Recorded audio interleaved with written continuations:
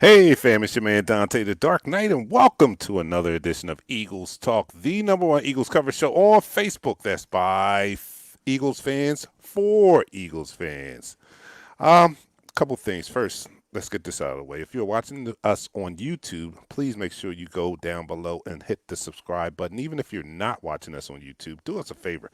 Go over to YouTube and subscribe to the Eagles Talk channel. We're trying to get our YouTube numbers up. You guys on Facebook are doing an excellent job. We thank you for all the support that you give us every showing. And all right, so let's pick this thing up.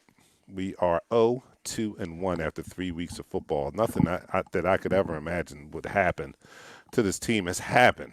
I I had us 3-0 after the first 3 weeks, so it's a big surprise for me to see that we are winless. And then I had us going 0-3 in the next 3 games. So this really doesn't look good for my predictions unless we can totally turn it around.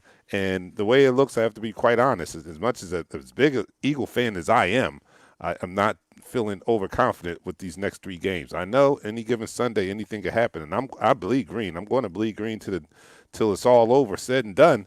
But doesn't look good. Doesn't look good for our Eagles going into this game. Our quarterback seems to be broken, and I don't know how to fix him. I just don't know how to fix him. But he's broke right now, and we need him to be fixed. Um, it's just a lot of things. But without further ado, let me bring on my co-host. You see him right beside me on the screen, the one Sandlin boy, Pat. How are you doing after upon further review? How are you doing? You know what, man? I'm a little calmer. I had a good beginning of the week, so it got me opportunity to get my mind off of football, to turn that page. But besides that, man, It was man, rough, man. it was It's been rough. rough. I mean, we went against probably the worst team in the NFL. I still don't think they're the worst team. I think it's between the Jets and the Giants. But the tie the game, man. It, All right. it So leaves me speechless, man.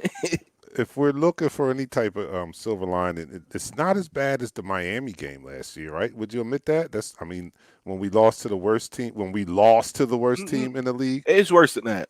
Because it's we put worse up, than that. yes, we put up 28 points in that game. It was easy points. Like Wentz was connecting, our offense was flowing. And remember, I said that's like a rebound game. That Hmm. game propelled the offense to what they were at the end of that season. So the offense needed a explosive game. That was an explosive game. I mean, let's be honest, the We defense lost us that lost. game. The defense Okay, all right. lost us that game was 28-35. Defense lost us the game. But we put up touchdown after touchdown after touchdown. We was going back and forth with them. We was going back and forth with them, but we should not. But with Cincinnati, the offense wasn't crisp. No. The everybody was out of sync. Once missed a wide open mouth. Well, let's start this quarter, man. We can All talk right, come about on. that. So let's start this quarter. You guys need to know. Go ahead, start it. You're now listening to the quarter. All right, if you guys are new to Eagles Talk, you need to understand one thing. We like to talk about our favorite football team, and we like to do so in such a relaxed manner that we enjoy our favorite adult beverage. This week, as always, we are always partaking in the Stella Stella. Artois. That's our chaser. But this week I am doing shots. So we do shots at the beginning of each quarter, which this show isn't divided into 4 quarters, just like a real game. So this week I am doing the Patron Silver. Shots of Patron Silver Tequila. You guys let me know what you're doing out there. And number one, yeah, it must be 21 to drink. And Yep. please drink responsibly. Okay, so, I am drinking the Tito's handmade vodka. I have a lot of vodka, liquor left over from my wedding, wow. and yeah, I do. I got to take it home. So All right, so Tito's it everybody, is. everybody, let me know what you're drinking. And let's take this down the hatch. 3, 2, 1.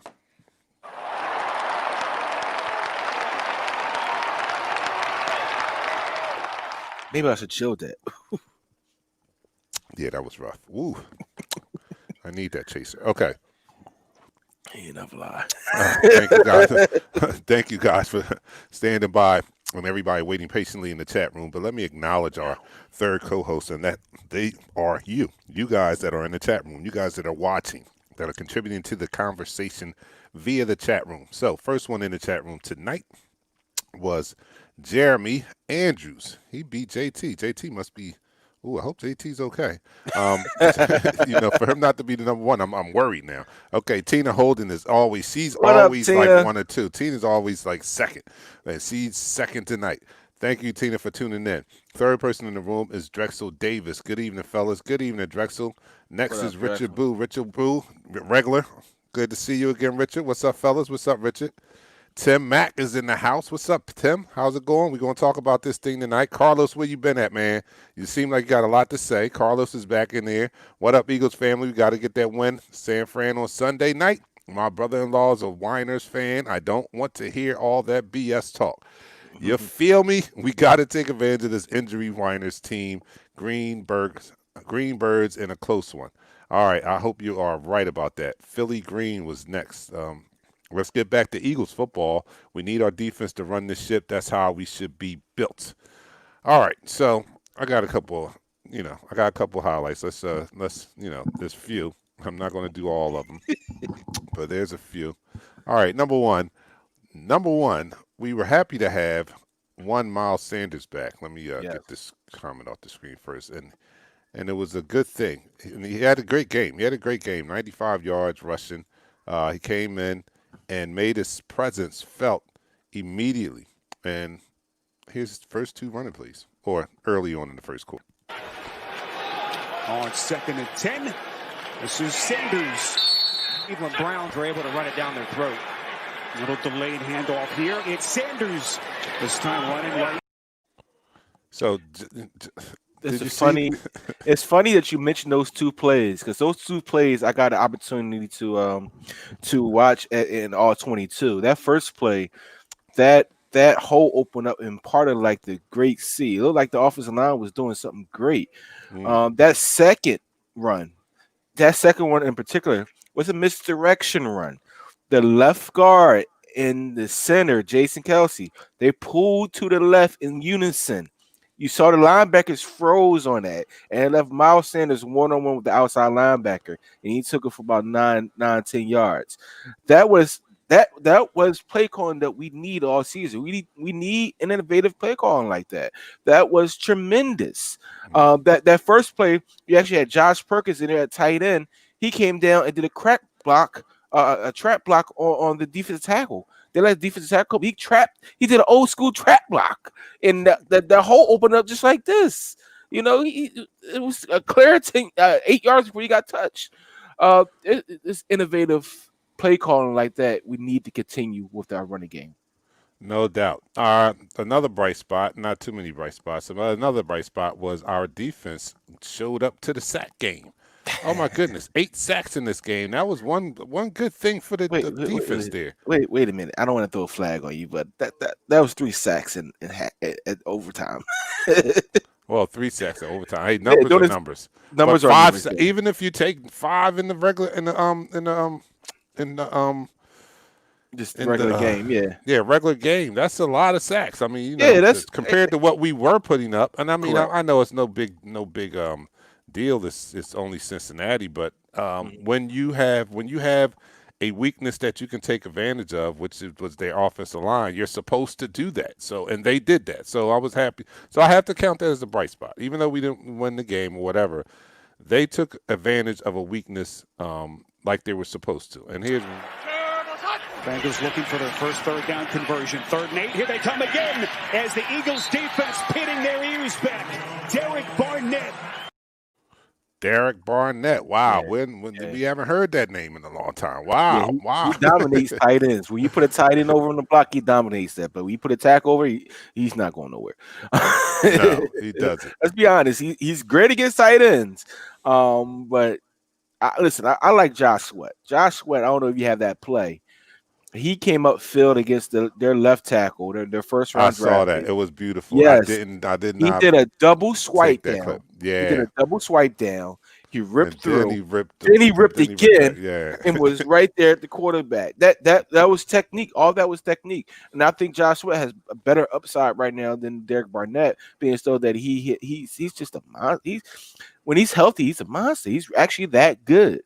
It was time for everybody to eat, man. Listen, we defense is Cincinnati. They're not a good team. And apparently we're not a good team either. All right, here I think this is Carlson's first interception. 4 wide receivers. Wentz protected well. The pass batted at the line of scrimmage, and is it picked? Yes, it is. Cincinnati. Yeah. See, he's not patient. If you could go back to that play. Let me see if I can. Hold on. 4 wide receivers. Wentz protected well. The pass batted at the line of scrimmage, and is it picked? Yes, it is. Cincinnati. All right, I want to give you a quick diagnosis of that play, and I want you to play that play one more time after I tell you what should have happened. Now, there was a route run underneath. The route was for Deshaun Jackson that is ran underneath. The actually running back cleared it, so it was two underneath routes. The deep post to John Hightower was wide open because that brought the safety down. If you rewind that, if you go back to that clip, now put your eyes to the top of the screen with number 82.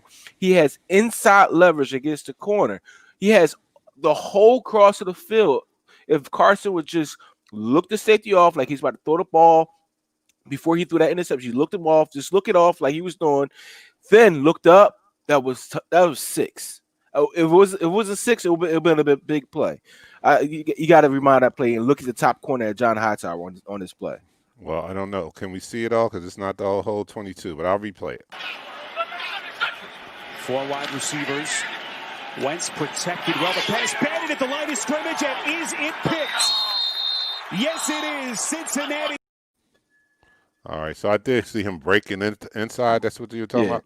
But that look, you know how quarterbacks gotta look these D backs off. That look down in the middle of the field where it brought that safety down, just like he was already, because he's already stationary. If you see the all 22, that safety wasn't moving. He was chatting his feet, so he was anticipating a short throw. What everybody else was anticipating a short throw. You look that safety down, then you have the whole right side of the other hash wide open.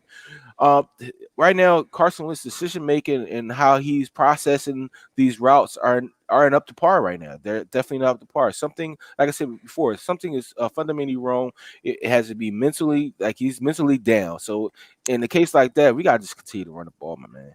Yeah, he's not. He doesn't seem to be into the game mentally as he should be. He's not as mentally focused because that was a bad pass. I know this is a bad.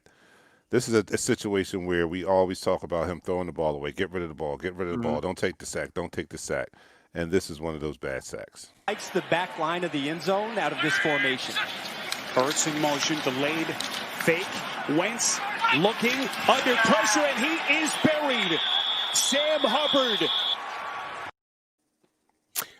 That was a run play. Remember our post game show when we was talking about the read option RPO, why he didn't give the ball to Curry Clement at that particular time.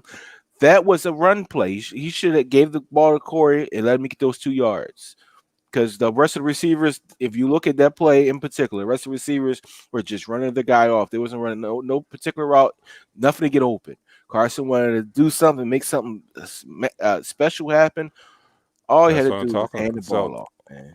Or in lieu of that, since you did not give the ball to him and you're standing there, throw the ball down. Just throw it down. What's wrong with you? So that wasn't the only one. We saw a lot. What we did see, we saw the young quarterback, Joe Burrows, who looked better than what we probably expected. Not as good a touch on that last pass. Well, I'll take your word for it. Here's Burrow on the run. He's going to throw it towards the sideline. It is on the run, on the move, delivered the ball nicely. What could I say? What? Joe Burrow, like I said in the pregame show, Joe Burrow is the real deal. He has all the attributes to be the next great quarterback in this league. He has the ability to look, the rush in the face and let the ball go as several other plays in this game. And he gets right back up, 8 sacks, and he's ready to go again. He right now he has a little bit of juice going on with him, and he has the ability to make every single throw on the field, and he has some magic. I don't know if you have the play where he somehow, some way, just dipped out of everything else. I mean, they called it back, but he made some magic happen. Cincinnati has a very, very good quarterback, and he's going to be a very good quarterback for the AFC's Cincinnati Bengals. For their future is looking bright with him. The offensive line, it's a different story. Well, they're still building, so they're going to need some time for that. But they seem to have their franchise quarterback, just as we thought we had our franchise quarterback when we drafted one, Carson Wentz, 5 years ago. But he seems to be broken, and this is one of those things that's broken on him, and we need him to fix it quick. Field to loosen up that secondary. 3rd and 10. Wentz needs a play. Wide open was Sanders, and Wentz overthrew him. You cannot miss that.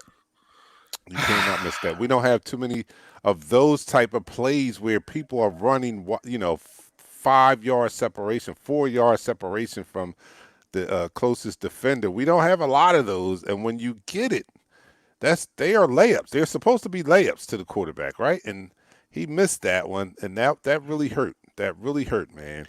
Yeah, I like I said before, when I saw that happen, I really said something is mentally or physically wrong with Carson Wentz. He's not all there. He's not seeing the field. Even a concussion from the playoff game, it got him going crazy, and his mind is not in the game like happened to AB. I don't know. I can't tell you. I mean, you go back to the game last year when they played the Redskins. He threw that bullet in the back of the end zone that went through all 3 hands and got to Miles Sanders. And it was his accuracy they talk about only 2 quarterbacks in the league could do, Aaron Rodgers and Pat Mahomes. Now you can't throw the ball. You forgot how to throw the ball. You got the yips, whatever they call it. Like, come on, man. Well, Something's really wrong. No, it's okay. Something's really wrong with Carson right now, and I hope that they can figure it out in time to resurrect this season. Yeah, I do too. But we've heard from Carson Wentz, and he's saying the same old. Hopefully, one of these weeks it's going to actually, his words are going to actually meet. I mean, his actions are actually going to match up with his words. Yeah, this is what he said earlier. You need to be. Yeah, I think the biggest thing, I mean, there's no doubt about it, is just taking care of the football. I think it's, we make some plays as a whole offensively. We do some really good things. We move the ball, and then, just the turnovers are really killing us. And I got to be better with that. And I know that, and it's something that I've looked into. I've, critiqued myself hard, and I got to be better and kind of set the example on that front. But we're really not far off offensively. We've done some good things. We've had some miscommunication things, some issues, the turnovers, obviously, and they're all correctable things and things we can get going in the right way, and I'm confident that we will. Well, I'm not so confident that you will, because you lost to the Washington football team and you tied with the Cincinnati Bengals. This offense did not look close in either one of those. They don't look close. Yeah, I mean, they had a great first half against the Washington football team, but after that, they did not look close, and they did not look close on Sunday. This offense is not operating at a high level, and he's not the only one said that we're close. Our coach says that we're close. I mean, I don't think I have that clip. I have a clip of Doug Peterson talking about, not being satisfied. There's a team, and look, we love our fans, and I know we're not. Nobody's satisfied. I mean, fans aren't. I'm not. Players aren't. Nobody's satisfied with where we are. I mean, even if we were 3-0, you guys wouldn't be satisfied. So. We're still working every single day to get better. We have some new faces that are going to be playing, particularly at the skill positions now. And look, it's my concern is about the guys in the locker room, getting them prepared to play, taking our bubble across country and protecting our guys and competing. All right, man. So. Tim Mack. Listen, dude, man. You guys are killing me. I'm going to read a damn history book. Listen, you got to stop worrying about the fans. Stop worrying about you say the fan. No, listen, you got to worry about your own team. I saw all the social media posts. Doug talked about a little bit briefly. You got bigger problems than social media and the Philly fans. We're Philly fans. We're going to love you, hate you. We're going to be mad at you, but we're going to still hold the umbrella over you when it's raining. But we're going to be mad at you. But in the long run, we still love you. Just do the things. Just do the simple things, and get this team back into the win column. Yes, that's what we need to do. But this quarter is over. So let's end this quarter. And that's the end of the quarter. All right, you are watching Eagles Talk, the #1 Eagles coverage show on Facebook by Eagles fans for Eagles fans.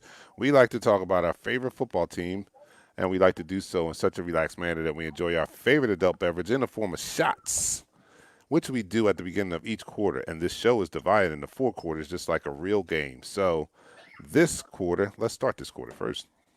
You're now listening to the second quarter. So this quarter, I am continuing to do the let me see, continuing to do the Patron Silver. Patron Silver, that's what I'm doing.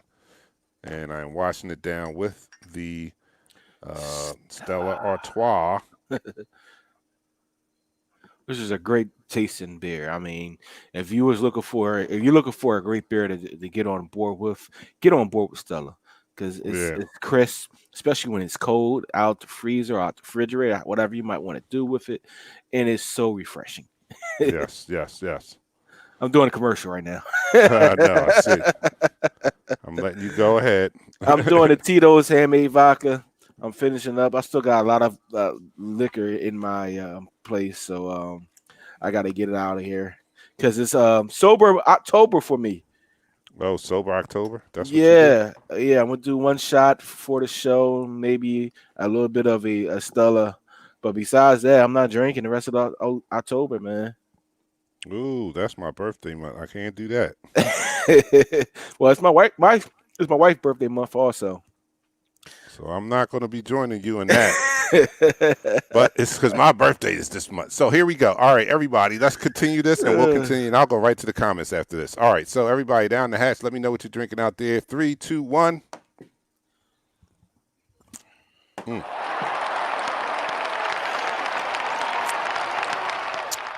Now, people have a lot to say out there. Mm-hmm. I hate saying it. What did you hate saying, Palatero? Oh, he said Trey Cox. Trey Cox, Ertz, and Wentz. Wow, that means you're blowing everything up. Wow, you done blow it all up? Yeah, that's what where are they going? All right, Jeremiah says, I guess the new baby and wife got crossed and not focused.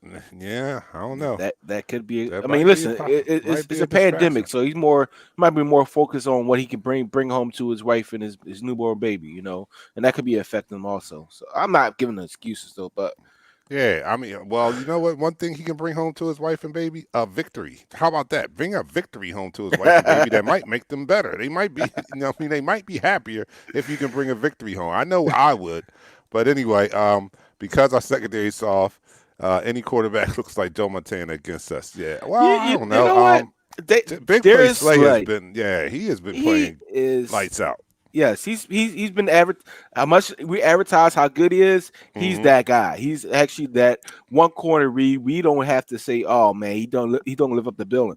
He lives up to the building in some. So he does a heck of a job being a number one cornerback for our team.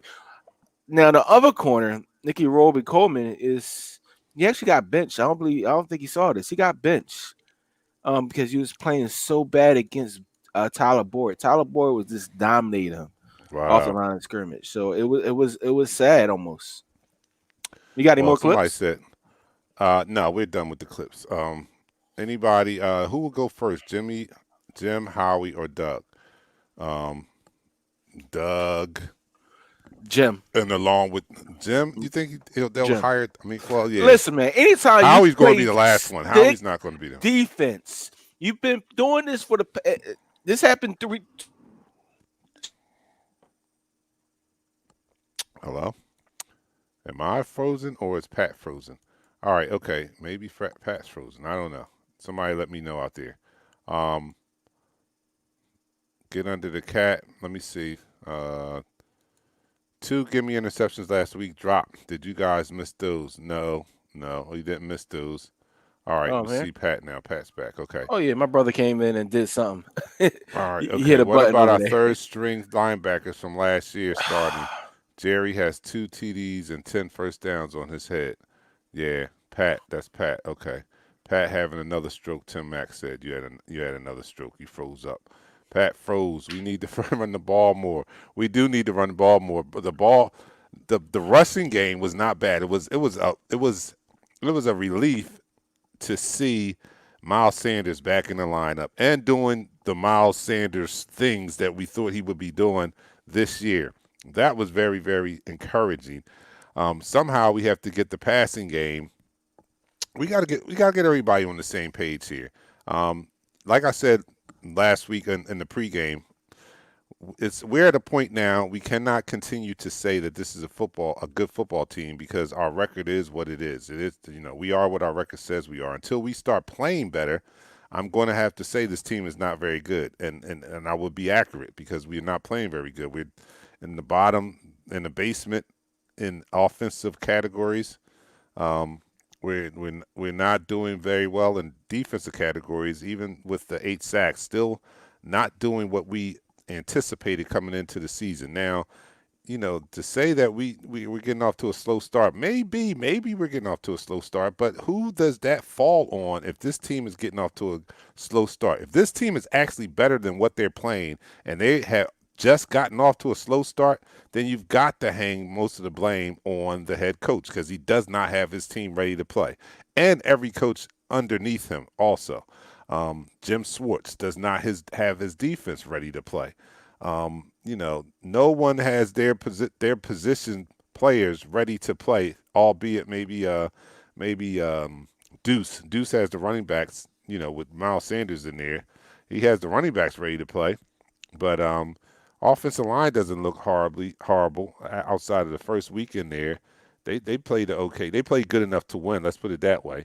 Our quarterback is not playing up to his potential, and our defense, I don't think they're playing up to their potential. And let's not forget, we had 8 sacks this week, and that's good. That was against the Cincinnati Bengals. I'll take them anyway because it's an NFL team, pro team, and we had 8 sacks against them. So I'll take it. I'm not going to discount that. That was great. But leading into this game, before this game, it's easy to get, well, I'm not going to say it's easy, but it's easier to get 8 sacks against the Cincinnati Bengals. But against the Washington football team in the second game of the year, who did we play second game?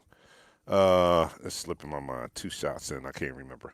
Okay, the LA Rams. Against those two teams, we didn't get much of a pass rush. And, we understand that Jim Schwartz is not the defensive mind or blitzer that Jim Johnson was. We were all spoiled when Jim Johnson was here, and he was always bringing the heat, always bringing the pressure at the right times.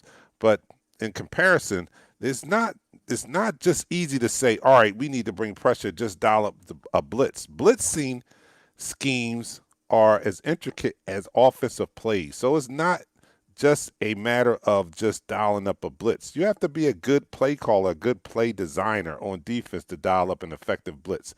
And I don't know if Jim Schwartz is that guy. He doesn't like the blitz, so maybe he's not the best designer of blitzes. My co-hosts seem to be back now. This is what happened when you do live.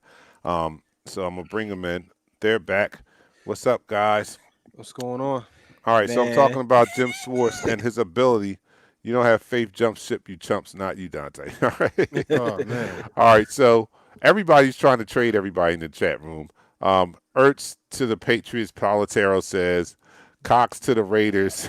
Palatero has all these trades where he's getting rid of everybody.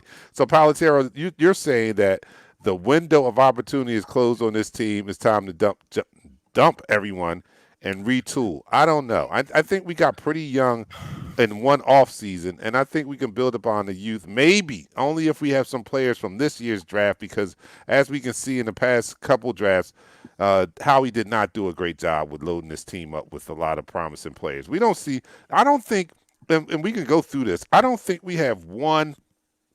I mean, you name the positions that you can see the future starters at.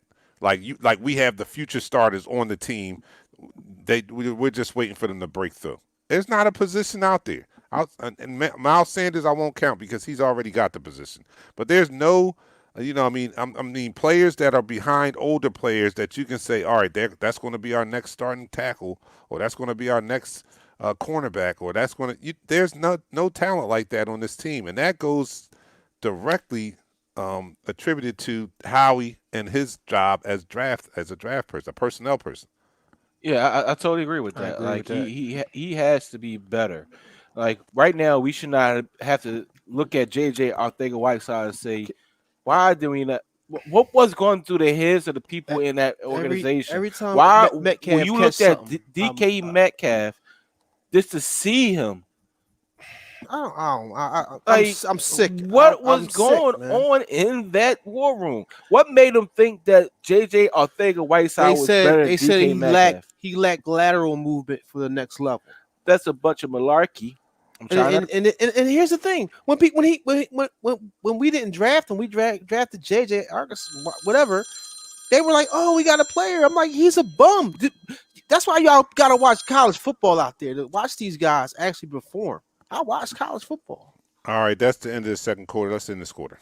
And that's the end of the quarter. All right, you're watching Eagles Talk. We are about to begin the third quarter. Let's start this quarter.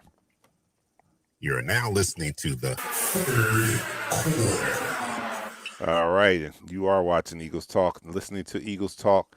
Thank you guys for supporting. Make sure you go to YouTube and subscribe. If you're watching on Facebook, make sure you go to our page.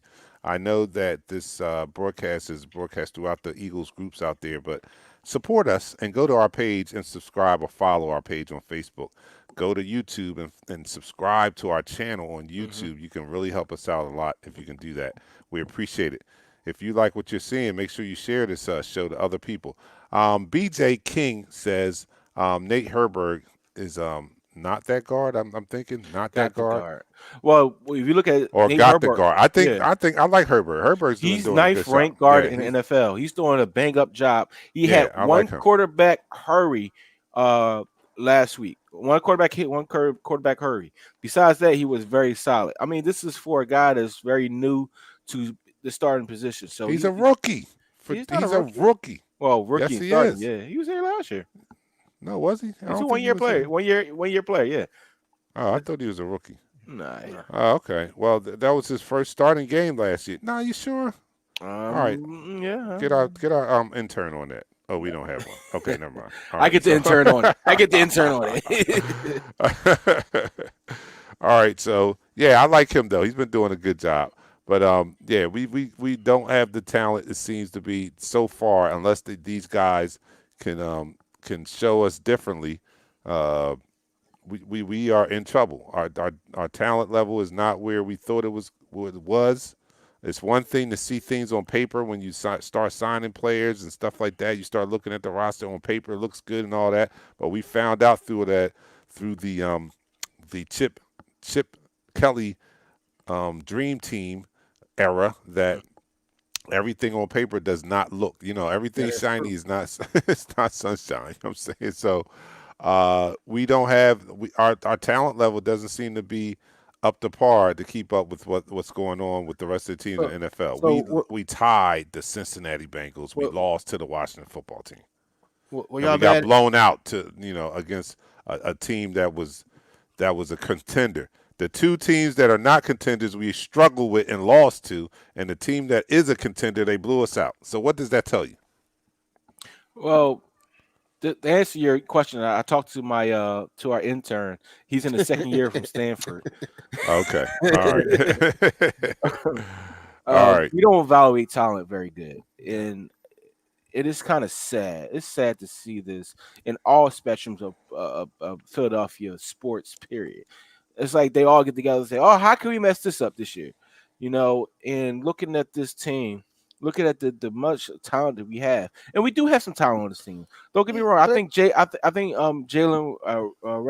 Rager is going to be a gem for us. I think he's going to be a dynamic player for us. I really think John Hightower getting that playing time now, he's going to develop into a very good receiver down the road.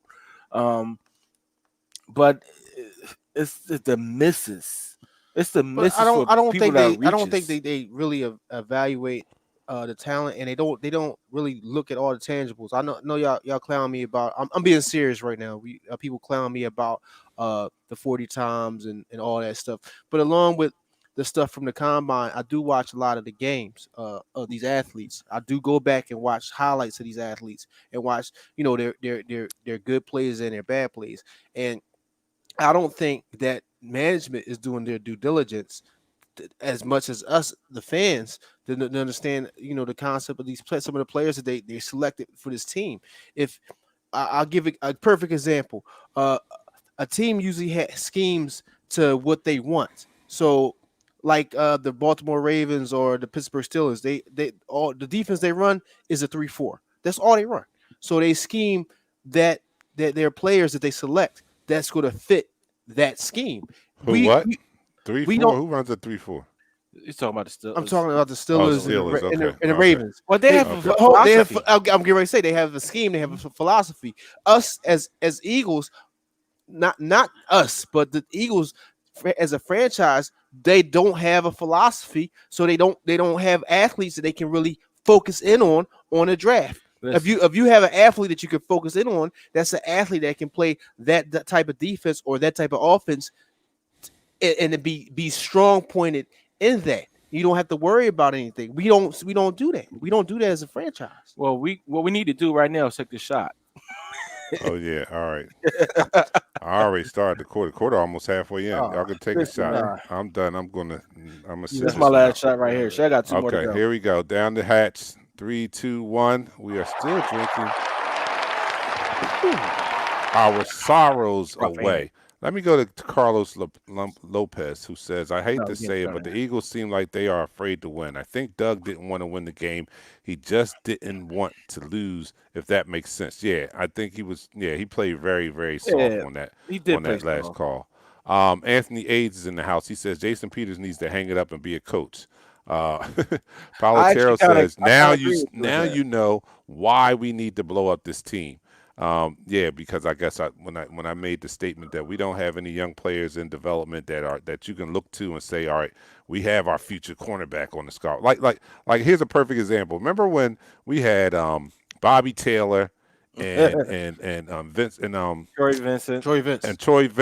We had Lito and Sheldon. They were primed to take their spot. Yeah. We had their replacements on the squad, already. and when they came in, they lived up to the billing. They lived up They to that had a billing. philosophy then. They had a Yeah. philosophy. They had a philosophy, and the philosophy was they didn't believe at players over 30 years of age. They said Right, that they you got didn't to a play certain age, we had to start planning to replace you. That was their philosophy, and they stuck to it. Well, I don't know if that was the best philosophy. I think we also had bigger linebackers, and we blitzed a lot, so our corners had to be that was athletic. a different game. That was a different game then. It's not. It's this game not the same, nowadays. yeah. It's not the same game like it was 10 years ago. I understand that, but so you can't you gotta have develop- these you big have to- linebackers. you got to develop. I like you understand. had in the You previous got to develop. years. What I'm saying is, you got to develop a philosophy. We have none. I That's what I'm agree with saying. you. Y'all used to be mad at me when I say get rid of Wentz and get Saquon. We should have got rid of Wentz and got Saquon and kept Foles here. We'd be winning right now.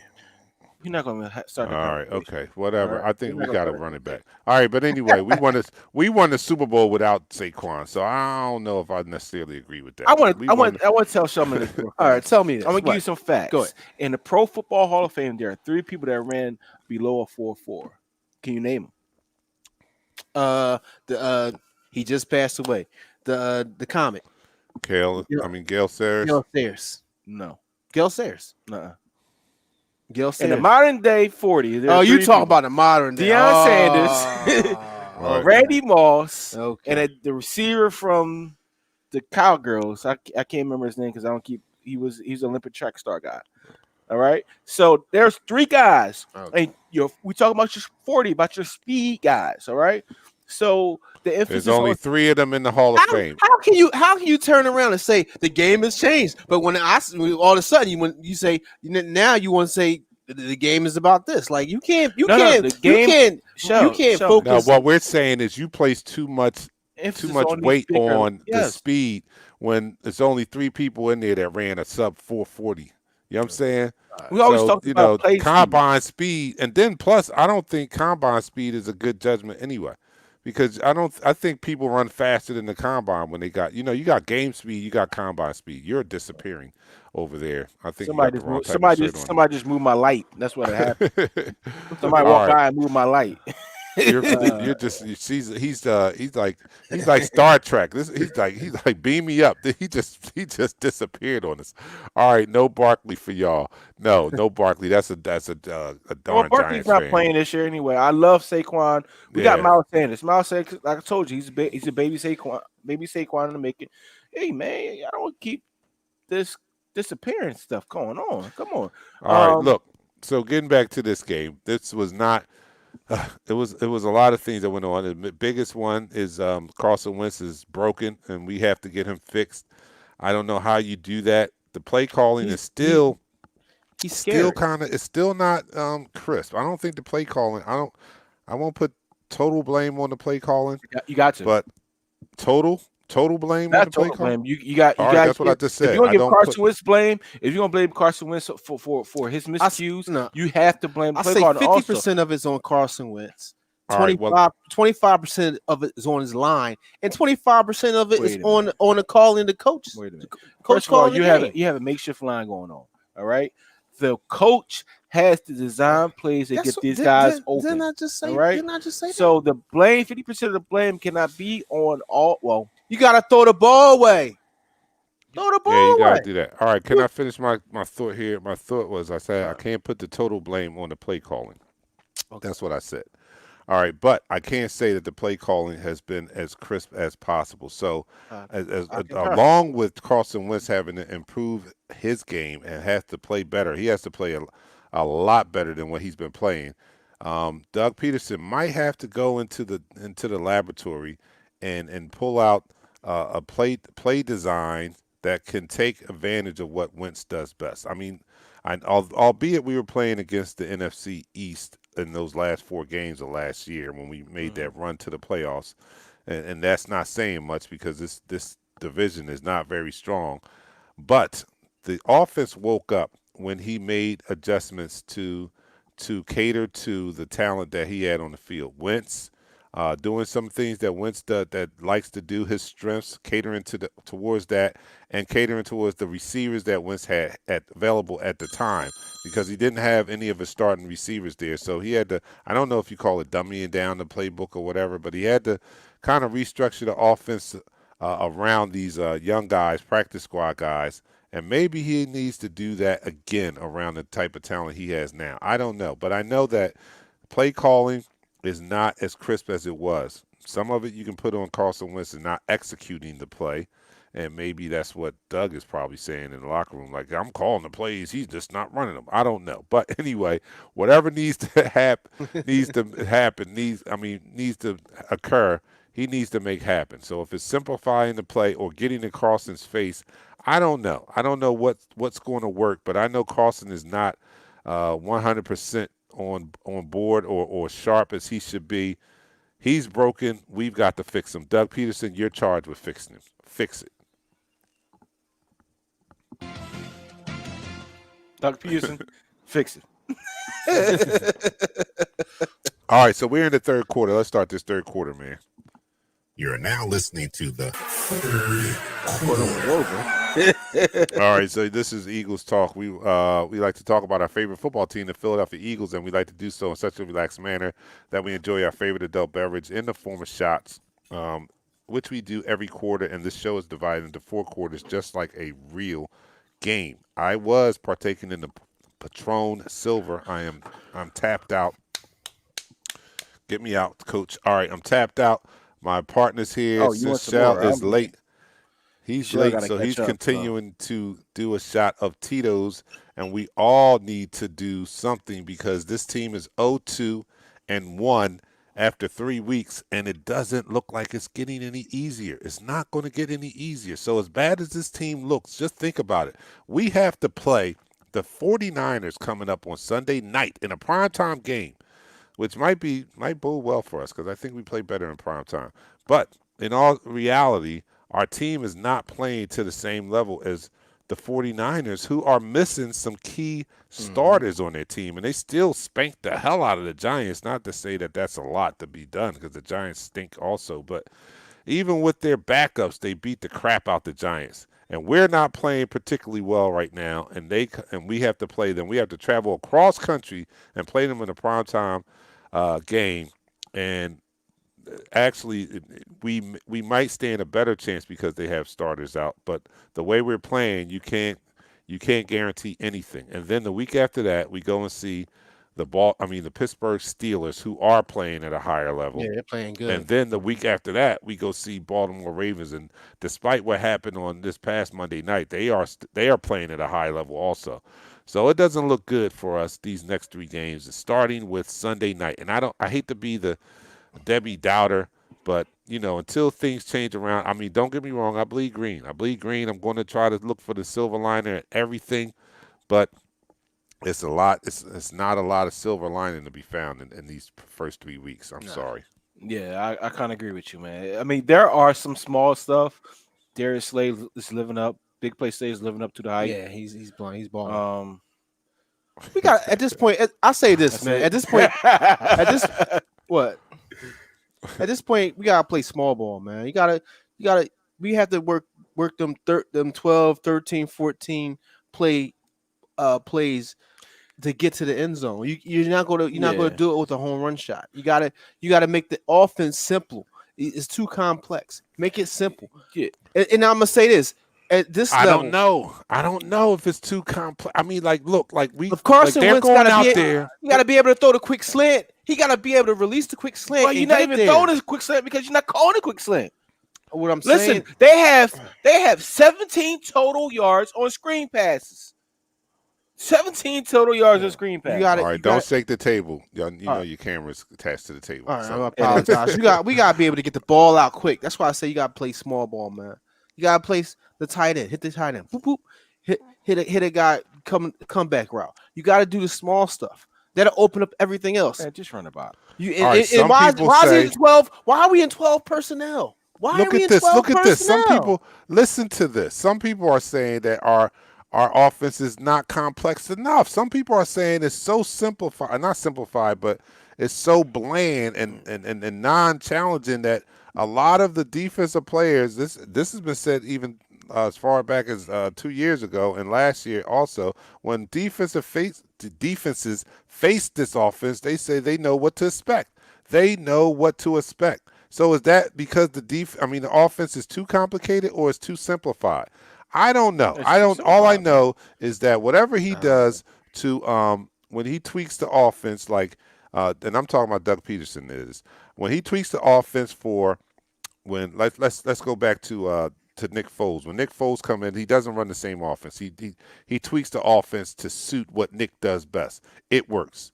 The receivers last year that were off of the practice squad, he tweaked the offense to kind of fit the personnel that was playing at the time, Carson Wentz and the receivers at the time. It worked, albeit against less talented teams in the NFC East. It still works. So whatever needs to be done, I don't know about simplifying. Maybe simplifying was a bad word that I used, but he needs to tweak it to maximize the personnel he has now. Because we have, although it's kind of funny because we've gotten we're not old and broke down.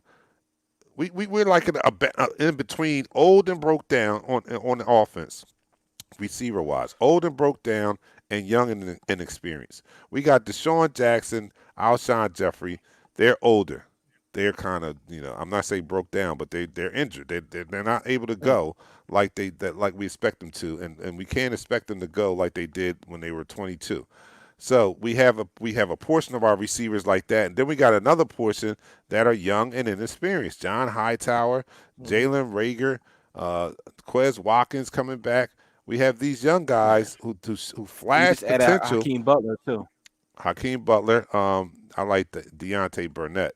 I think we need to get him involved. But whatever Doug needs to do to take advantage of what these guys do best, let's make it happen. Get into the lab. I don't know if this brain trust or offensive minds is bogging down. I don't know. I don't know what it is, but whatever it is, we have to fix it. Or you know what?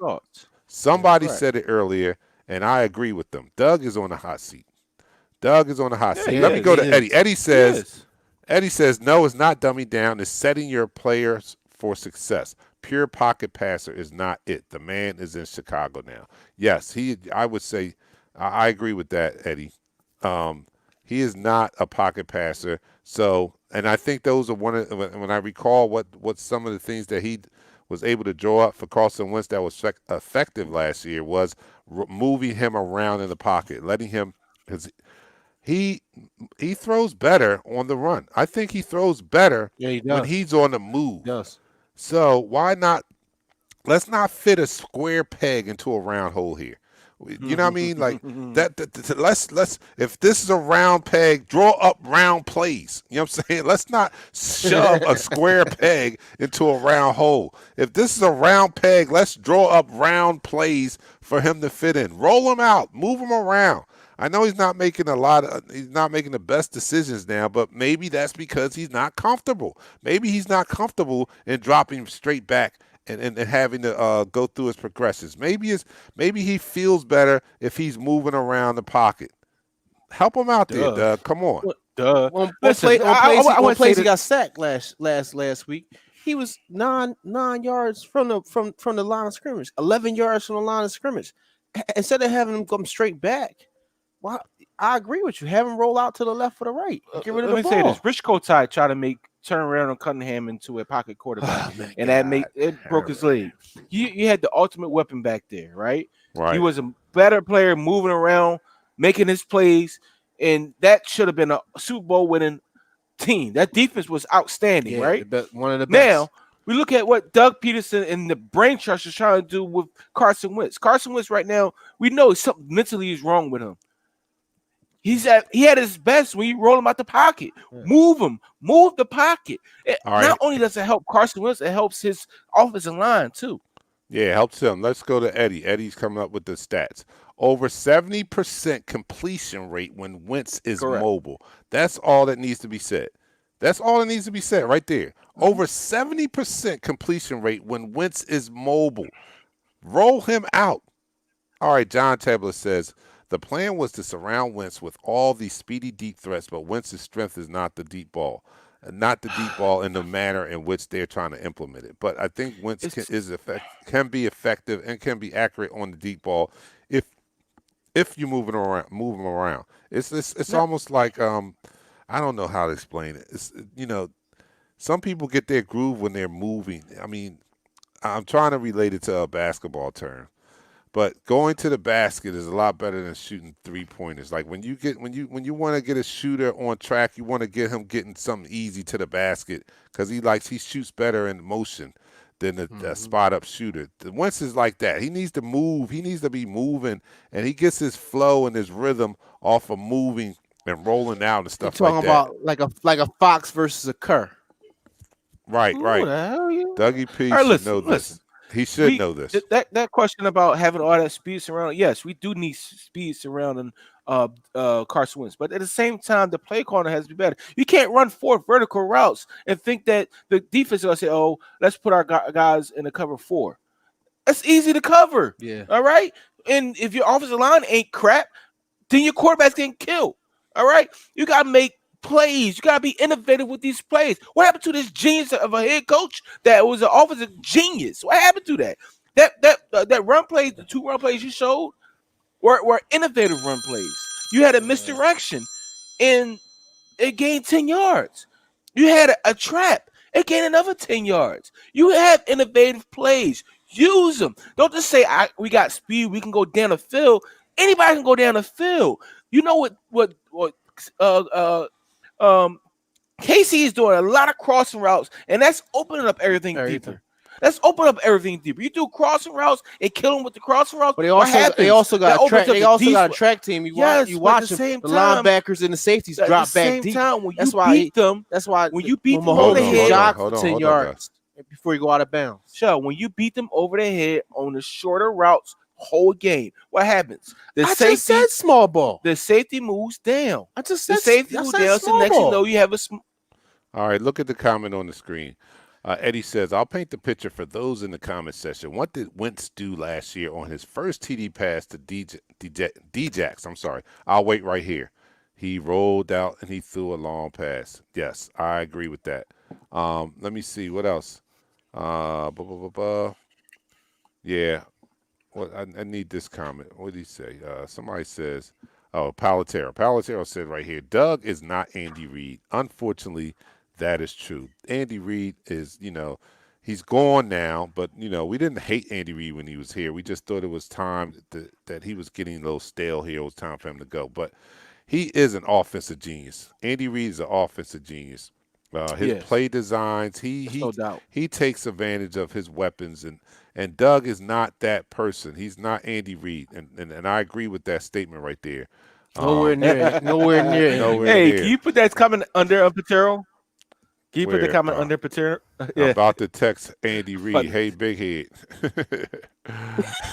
we will win. All right, Bill Kroll says we will win against beat up 49ers, but then we will have issues. You know who you telling, Bill? If we can beat them, I mean, it's not a given. Jeremiah says we have to stop running so many screens. Play Dougie P is coming, very predictable, and that's the word I did not use.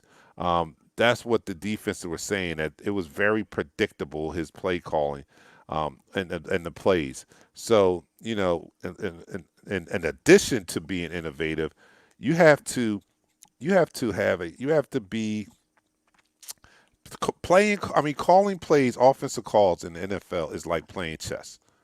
You know that. You guys, and it's no different than, your play calling on Madden, the video game. It's the same way. Like, yo, dude, like think about it. You can't continue to run the same play. You got to switch it up. You've got to keep the defensive guessing of what you're about to do.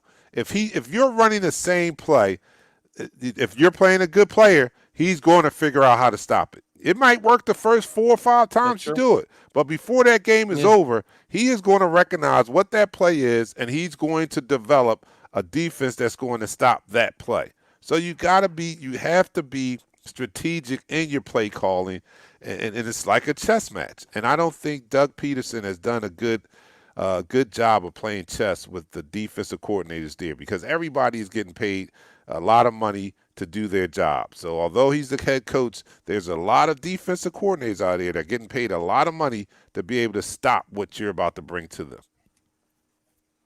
That's true. That's true. That's true. That's in this quarter. Is it in the fourth quarter? Oh, we're not going to go into a fourth quarter. We're at an hour right now. I'm not going into overtime. Yeah. So, guys, I want to go to some comments though, because there's a lot of stuff that's going on in here. I've asked this to all diehard Eagles fans, and I get no answers. What is Doug's strength? Laugh out loud. I'll wait. Super Bowl win was all Frank. Wow, he really hit us hard there. All right, obviously this is not an Eagles fan. All right, but go ahead if you guys want to answer. What is Doug's strength? What is his strength?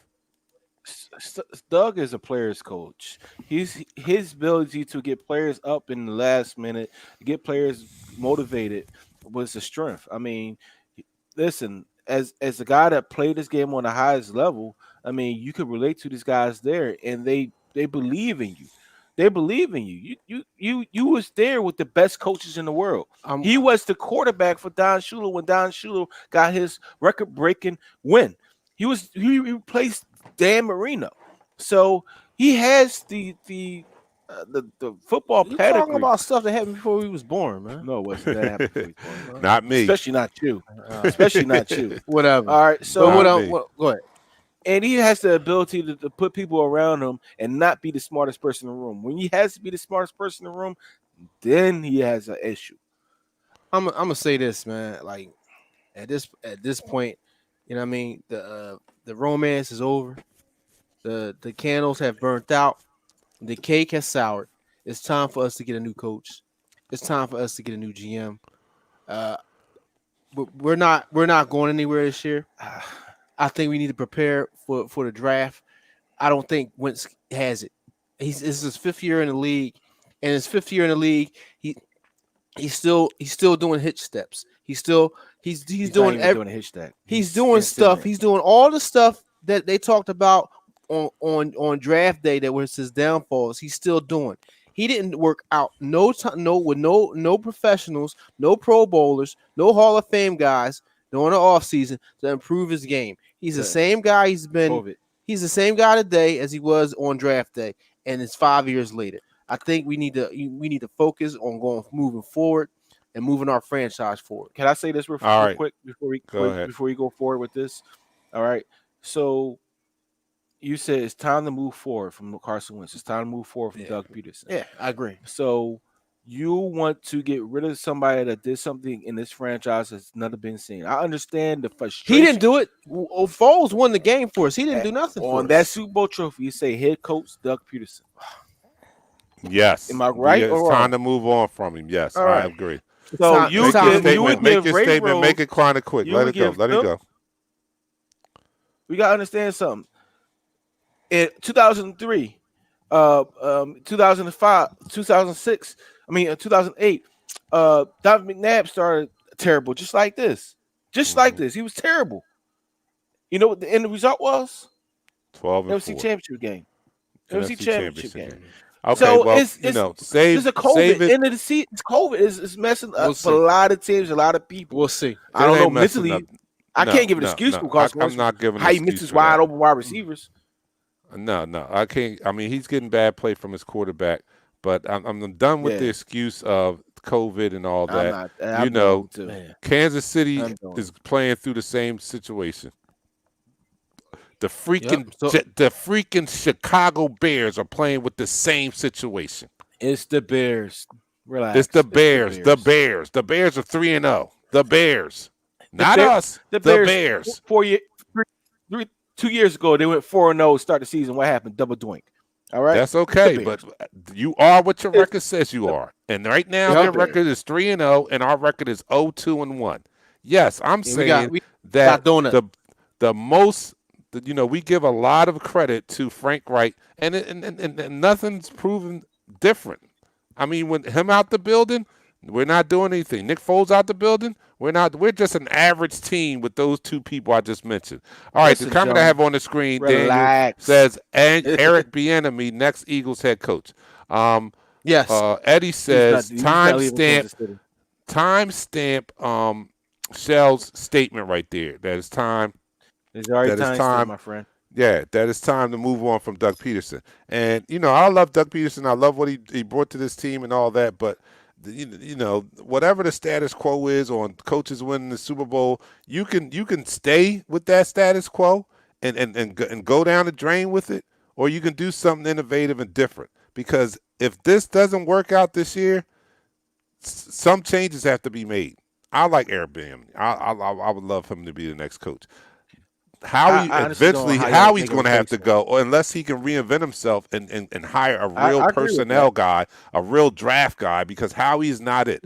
He's not it. He caught lightning in a bottle in the 2017 season. We're finding that out. We don't need to go another 3 years to find out whether that is the case. That's the case. He caught lightning in a bottle. He just happened to put together a good team, and he had the benefit of having Frank Wright and John DeFilippo in there quarterbacking a young Carson Wentz that was making him work on fundamentals and technique, and it paid off dearly. And then we benefited greatly from having a backup as well as good as Nick Foles, because Nick Foles he's not a starter. He is a career backup. He's a career backup, but we happen to have him on our team when we made that run, along with some great veterans, some great motivational guys, some great emotional guys, locker room guys. That's what I'm starting to put it together. That was lightning in the bottle. If we want to continue to go on and be that new norm, it might be without Doug Peterson. It might be without Howie Roseman as the draft expert. He cannot be a personnel guy. He can draw up contracts. He can do that. He can get free agents and stuff like that. But we need a draft guy. Some of the most prominent teams, the teams that last. Let's look at Andy Reid's team. They have talent on that team. They have young talent. Not a lot of talent that they had to go out and sign either. I mean, homegrown talent. That helps out. That helps the team greatly when you can hit more home runs than you strike out in the draft. And that's what Andy Reid has over there in Kansas City. We don't have that here, and it's hurting us. We should have CeeDee Lamb, J.K. Dobbins, and Metcalf on our team. First of all, J.K. Dobbins ain't doing squat. What you mean? He's a monster. J.K. Dobbins has 30 rushing total yards. Oh my God! Did you hear what I said? We should have those three players on our team. Our team would be totally different if we had those three players on our team. Yeah, but no, we don't. We got better players. We don't have an offensive line. Take a Whiteside. You don't have an offensive line. We got You JJ. don't I have think on offensive Whiteside. line. You got I need another drink, man. all right. I give you another. What drink. is wrong Man, I with you need to guys? We relax got with JJ. this. I think on Whiteside. We got played JJ. 3 games.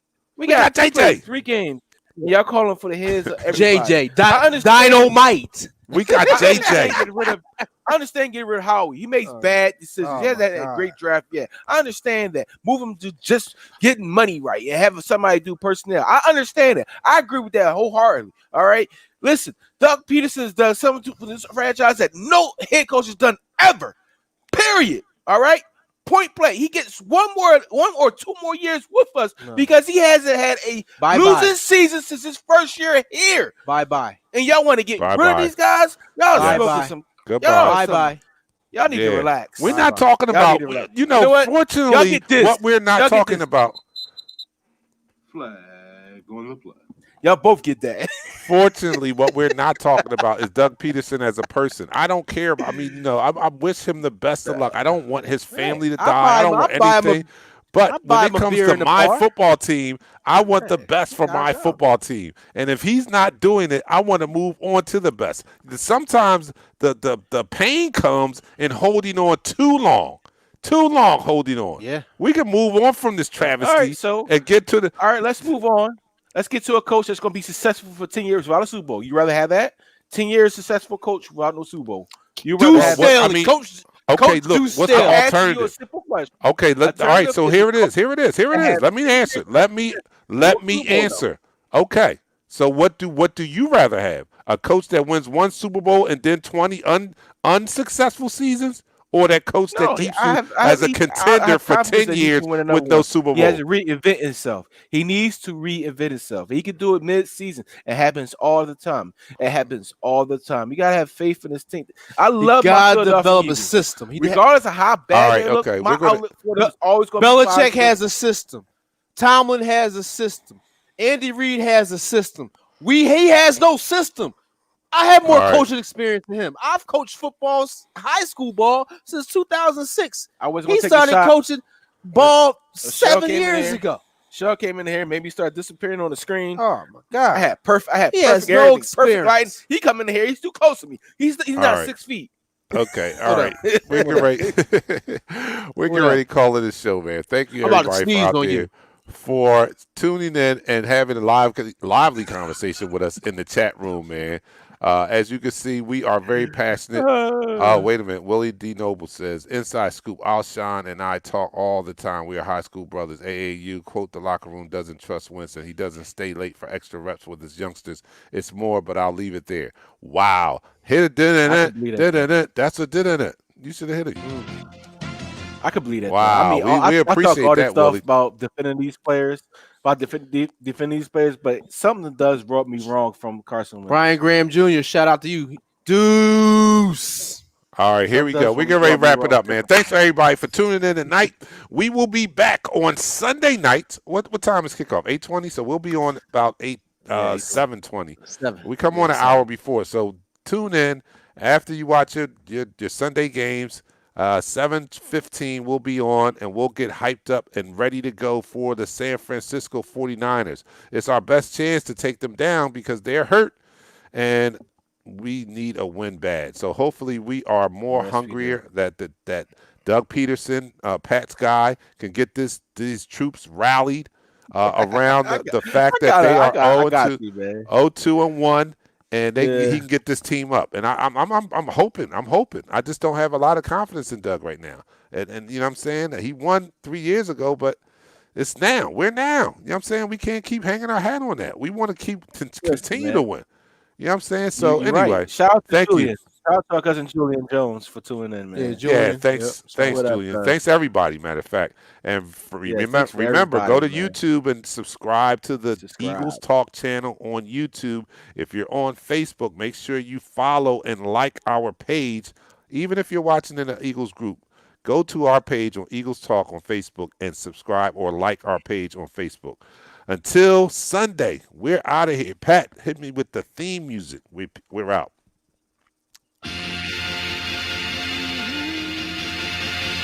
Live in 5, 4, 3, 2. Smash him up, crack that fool. Quarterback, crack, yo,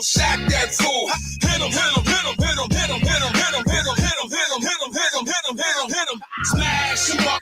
Watch that move too swift. Can't catch these dudes. Hey, hit him, hit him, hit him, hit him, hit him, hit him, hit him, hit him, hit him, hit him, hit him. Listen, listen, listen, hit him, listen. It's Eagles talk high. It's talk Eagles. Philly bleed green. It's from your people. Fly, Eagles, fly. Let's beat the squad. Big Pat, Shell, and Dante.